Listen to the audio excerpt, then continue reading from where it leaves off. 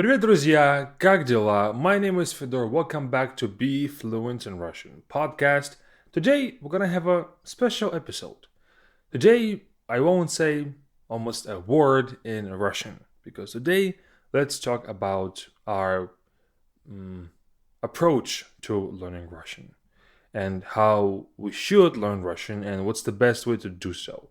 And I'll mention two major lacking points in the majority of people's learning journeys.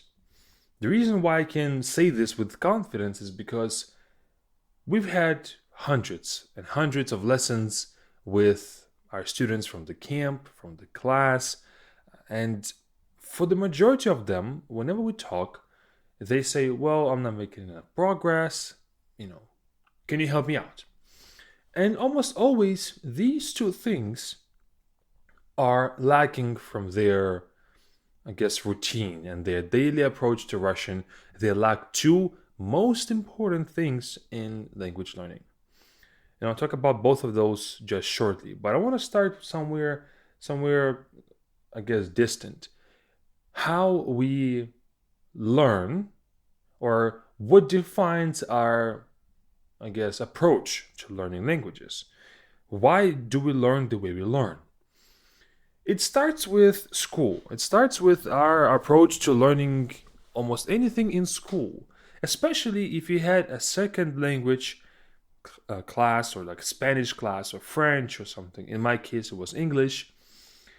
In school, then you will then base your learning kind of in a similar way because we don't know any better, right? If you were right now to start learning Russian, all of a sudden you only speak English, let's say, what's the first step you're gonna take? You will think about your approach to maybe learning Spanish in school or other language before, and you'll try to repeat that. And that's where a lot of problems lie because in our school education, it's heavy in grammar. It's heavy in grammar, and sometimes, if we're lucky, we learn some vocabulary like phrases and stuff like that. And the reason why in schools they put a heavy focus on grammar is because it's easy to teach. Grammar is very easy to teach. Let me tell you that as a teacher. It's super easy to teach grammar, and also it's super easy to check and to test and to give a grade based on a grammar test. If you make a mistake in the ending, well, it's obvious. I'll mark this question wrong. If you don't make a mistake in the ending, then it's right, and then you move on, get a point. But how can a teacher test your vocabulary? They can test, if they give you 10 words and you fill in the blank in 10 sentences, right? Then, yes, that's kind of vocabulary, but that's a very limited amount of words. How can they truly test if your vocabulary is growing or not? It's very challenging. If you were on a call with me today and I talk to you about your vocabulary, the only way I can know how good your vocabulary is by talking to you, is by giving you random questions, giving you follow-up questions that don't have anything to do with the topic at hand. And if you can answer that question, then I know that your vocabulary is pretty diverse. But that's a rough estimate. That's a rough estimation of how good your vocabulary is. I can never truly predict or test if your vocabulary is growing, if you're expanding in the right direction, and things like that. So, grammar is easy to teach. And that's why after we graduate from school, we don't have a certain curriculum, school curriculum anymore. It's still somewhere in our head that that's the right approach because that's the only thing that we know. However, that's a completely wrong approach because whenever you learn a second language, most likely your goal is to communicate better. Most likely you don't really care about passing a test. Maybe sometimes you do if that's for your job. Let's say if you pass a language proficiency test, you can get some sort of pay raise and whatever. But for the most part, for your own satisfaction, you would want to speak Russian and you would want to use your Russian for just pure communication.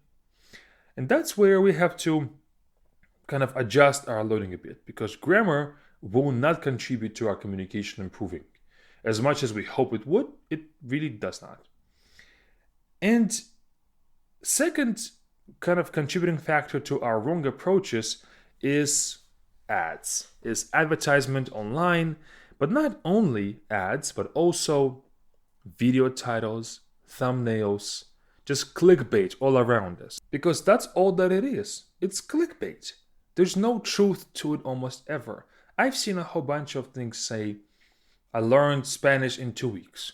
I learned Russian in a month. Get your Russian to fluency in, I don't know, 2 months, right? Things like that. Bold claims that get stuck in our head that that's the truth. That's the way to go. But the only thing that those titles accomplish is you getting a click on them. But they don't really contribute positively to your language learning. Because upon clicking, you realize that a person who's making a video has learned Spanish for 2 weeks. Not that he has learned Spanish completely, entirely from first word in Spanish to fluency in just 2 weeks. That's impossible. But those two things, school and clickbait, they trick our brain to think that we are doing something wrong. And today, I'm here to tell you what your routine should consist of if you want to improve your Russian to a good communicational level. Now, this won't mean that you will be speaking perfectly. This doesn't mean that you will have rapid progress. In fact, your progress will be slow, but it will be faster long term. Like I said, when we learn through grammar, it feels like we're making progress, but it's kind of phantom progress. It's fake progress. You're getting a better grade on the test, but you're not really improving your communication whatsoever. Yes, you got a 65 versus 50 last time, but you can speak just a tiny bit better. Not really a whole lot better. But with these two things that are most likely are missing from your routine, you will make much faster progress, much steadier progress in your communicational skills. First is vocabulary. Vocabulary is something that we have to put a higher priority on. Vocabulary is the language, and the more words you know, the better your communication is. Let's say you only know 3 words. I love apples. I don't know. How many thoughts can you express? How many ideas can you express with those 3 words? Well, only one. I love apples. You just simply expressing the fact that you love something.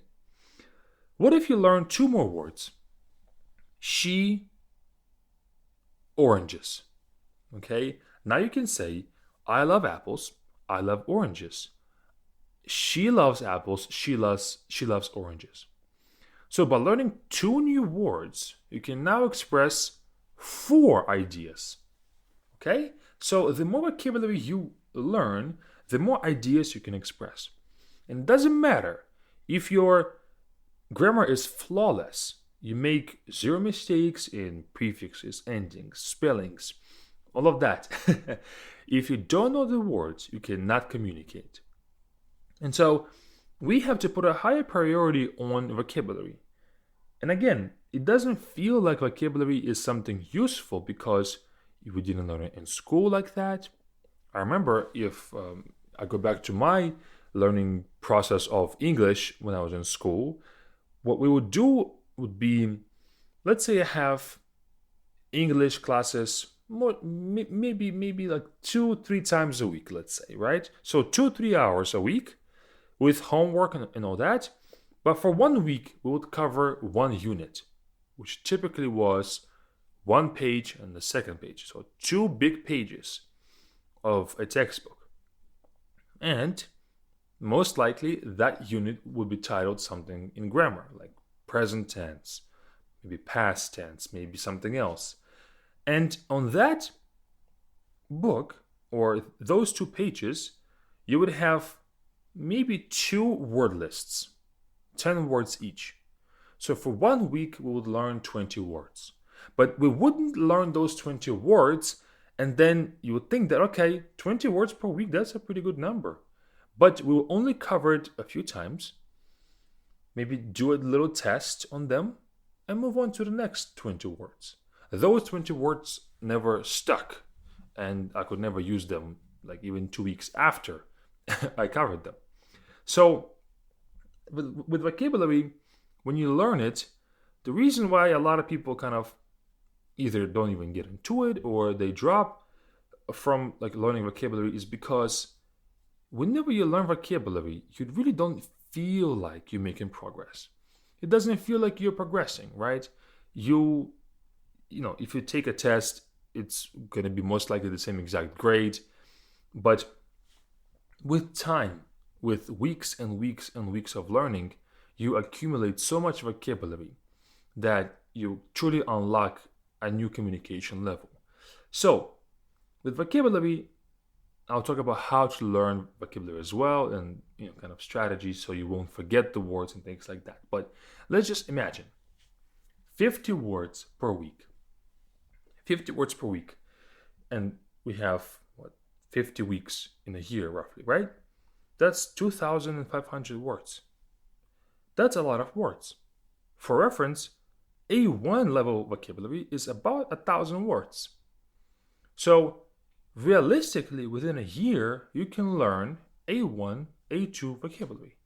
Of course, granted that you study vocabulary consistently, day after day after day, and I'll mention how you should do that too, but you consistently study vocabulary. Imagine if you went to talk to somebody today, and then you learned for a whole year, you learned vocabulary. Wouldn't you think that your communication would improve? Wouldn't you think that if you read some article, you would understand so much better? 100%. And that's what we have to remember, is that vocabulary is not just like a one-time, snap your fingers, here's your result kind of a thing. It's a consistent, week after week, month after month, sometimes year after year effort that we have to put in for us to truly improve our communication.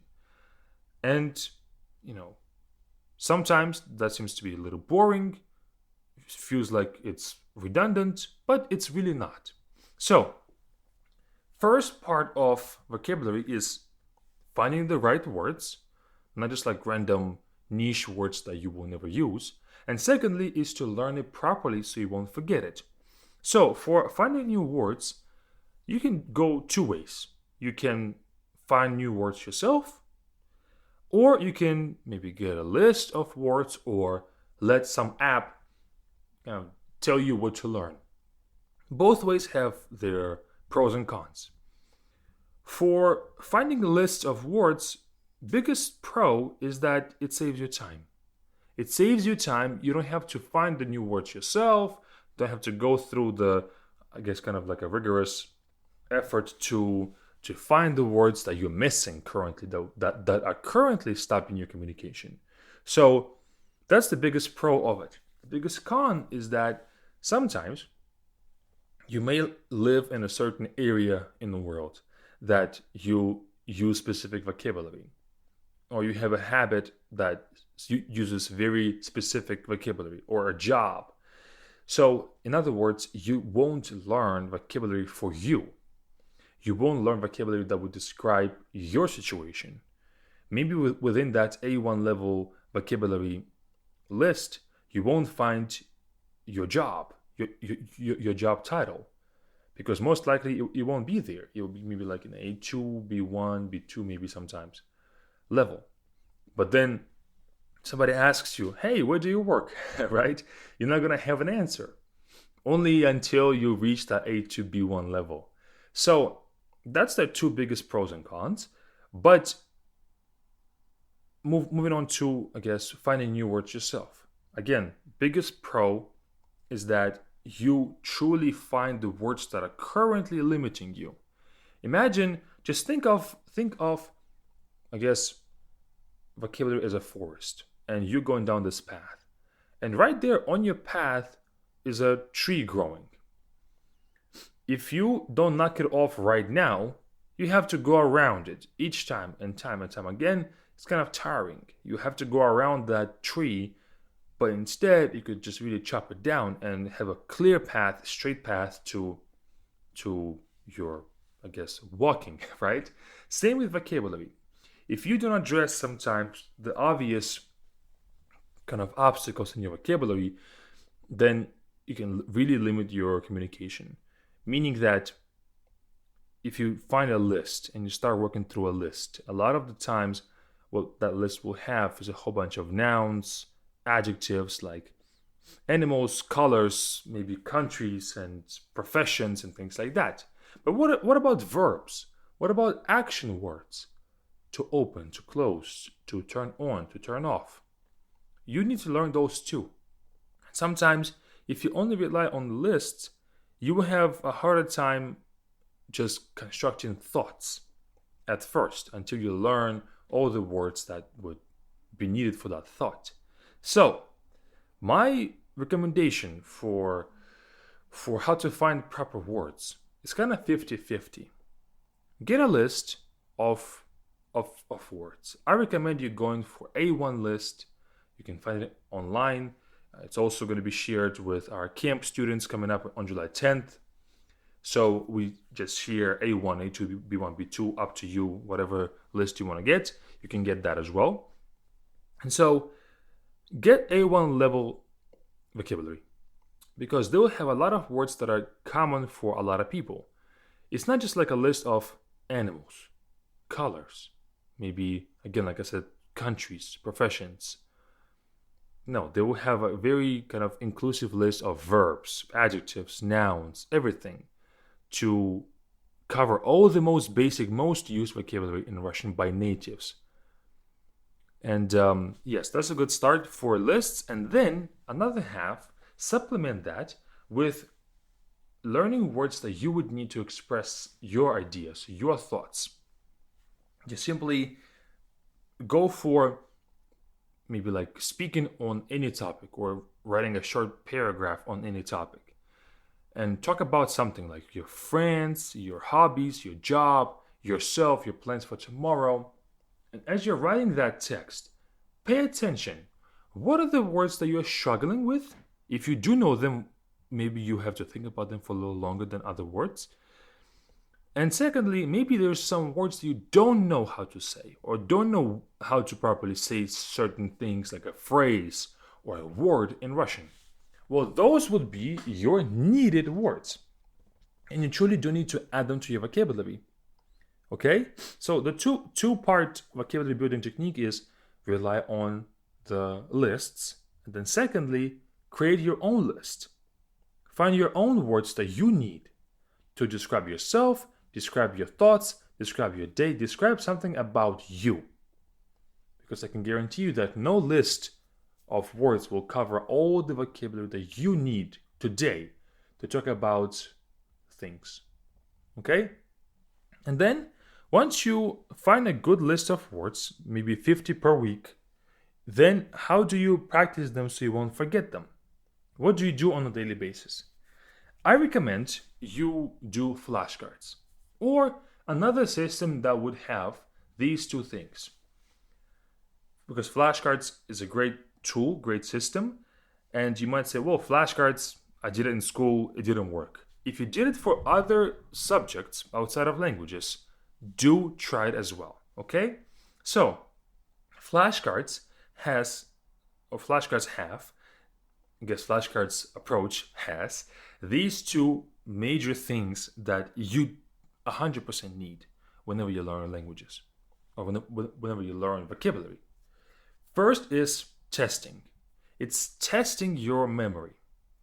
Whenever we learn a new word, let's say you read a book and then you highlight a word. Let's say it's some общество, community, right? Or maybe общество can be like a community, a group of people, общество. You might think that you know this word right now, but in 2 hours you're going to forget it. Tomorrow you won't even try to recall it. In a week it's completely gone from your memory. Because in the moment, when we learn it, it feels like we know it pretty well. It feels like we don't have to revisit it. But that's kind of a false confidence, because it feels like you know it, but you only know it now. It's in your short-term memory. We gotta add it. We gotta put it in your long-term memory so you won't forget it. Okay? Even now, if I asked you, what was that word for community? What was it? Probably you heard it. You said, "Oh, cool word. Let me add it to my vocabulary." But that word was общество. Okay, общество. Probably already now you forgot it. And that's what happens with all of our words that we learn that we don't test. If we don't see and test, if we still remember that word, it's going to fade away, it's going to vanish from our memory. Just like the names of people that maybe you went to college with. You might know them in a moment, but then years go by and then you forget their names. I mean, when I was in school, I would forget their names in about 30 minutes because there's so many new people that it's hard for our brains to hold all of that information at all times. Our brain has to be very selective with the information that it retains. And if you want to kind of trick your memory and force it to retain certain information over some other information, then you have to test your memory. You're testing your knowledge and your memory of individual words. Let's say you have 50 words that you add per week. You have to continuously check if you remember all 50 words. And not just by going over, okay, this word means this word means this word means this. No. What you have to do is you have to test. Do I still remember what this word means? If I only see it in Russian, can I translate it? If I only see it in English, can I give a Russian word for it? So you're truly testing your memory. Not just refreshing it, testing it. And then second thing that flashcards have that your vocabulary system should have as well is spacing out. What happens with our memory is that whenever we learn a new word, as soon as we learn it, a process of forgetting starts. As soon as we learn it, we start to forget it. And let's say we forget it pretty fast at first. So within the first hour, your memory is 50% strong. If you then test your vocabulary and test your understanding, and you recall that word, it goes back to 100% of memory. And then the second stage of forgetting is going to happen so much slower. So you don't forget the word as fast anymore. And then if you do it the third time, the forgetting is going to happen slower and slower and slower. If you do the fourth time, fifth time, sixth time, the forgetting is going to happen slower and slower and slower each time we recall the word. That's how memory works. Think of it this way. Think of it as a road that is just simply grass, right? Just a grass road. And we drive over that grass on a car. Okay? Car goes over the grass kind of folds down, right? But then after maybe an hour or so, the grass is going to go back up. And if you drive again, it's going to go back down. And the more times you drive over that car and the more frequently you do that, the road will start to appear. The grass will kind of die off, and then there's going to be this, I guess, dirt underneath. And the more you drive, and think about this, if you drive more and more and more, it's going to become more and more, it's going to become harder and harder and harder, and it's going to be harder for grass to grow back on it. Same with our individual connections with our brain to the words that we know. If we go through the path of brain to memory, memory to brain, okay, that path. The path is going to get stronger and stronger and stronger. And so we have to do it for individual words. We have to recall individual words on a consistent basis.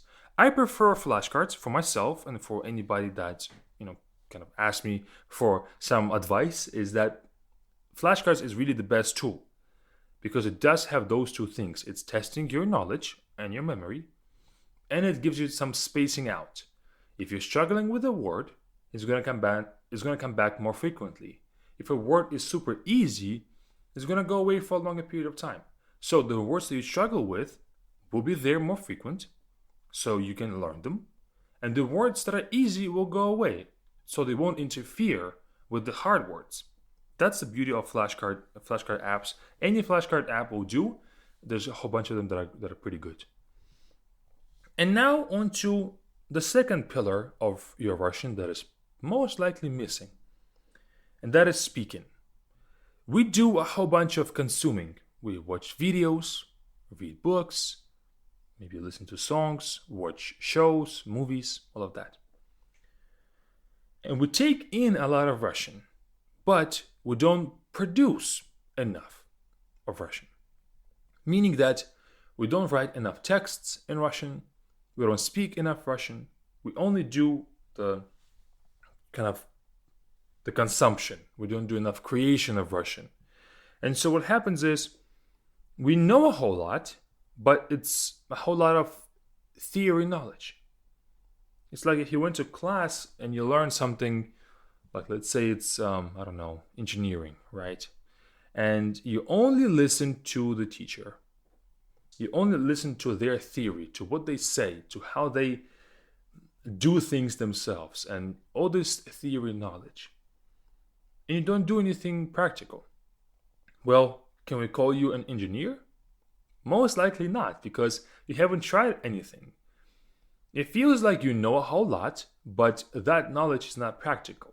That knowledge is only for you, because you can never do anything with it. Same with languages. We have to practice doing stuff, like writing sentences, or more ideally, speaking.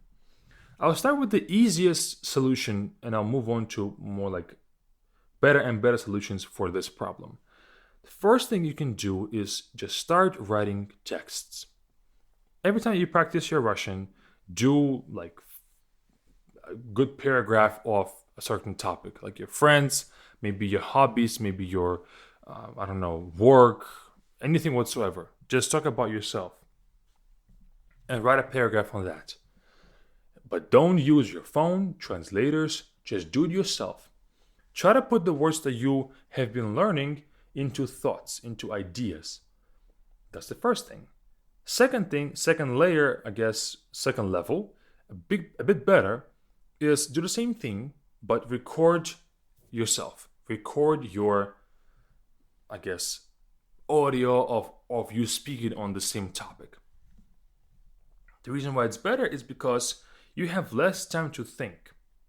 And so it really gives you a good test of what you do know and what you don't know. Because if you don't know something quickly, then that's a problem. We have to practice that a bit more. And that's the second level, is to record yourself, speak. And the reason why I say record is because when you record yourself, it adds a bit of pressure, a bit of challenge to you. The reason why I say record and not just speak out loud is because when you record, it adds that level of pressure that you will have when you will speak to somebody, okay? So if we can emulate that pressure right now, then it's going to be better. We're going to be more prepared for a real conversation. And also, you'll want to do good on your voice recording, right? Because you might play it back someday. And so that extra level of pressure is only good for us. But then, the final level, the ideal of what you can do is speak to somebody. Find a native language exchange partner and speak to them. Because, again, you don't have time to think. That social pressure will be added, and you can have a real authentic talk with somebody, and they can correct your mistakes and things like that, and you can help them out. And that's what you're really learning for, is to be able to speak Russian, right? So why not try and do it now and use that as your practice at first, but then you get to a good level that it won't be practice anymore, and it will be just you using that knowledge. So those two things, vocabulary and speaking, you have to do them consistently. And for speaking, I would say do it every day. Do it every time you practice Russian, create something in your Russian, texts and maybe conversation and things like that. And the more you do that, the faster your progress will go. And yes, for vocabulary, it's going to be boring, but you can do it. And that's it. Thank you so much for listening. And if you need more help with your Russian, check out Be Fluent Camp with the link in the description. And we start on July 10th, 2023. We do these camps twice a year, so if you're listening to this podcast after that date, then you can always check out the new, closest starting date to today with the link in the description as well. It's our 8-week intensive course where we learn a whole lot. We go pretty fast and we learn a whole bunch of words. We practice speaking, listening, and grammar too. We do a 360 of our Russian learning. Check out all the details with the link in the description, and I'll see you all next time. Пока-пока.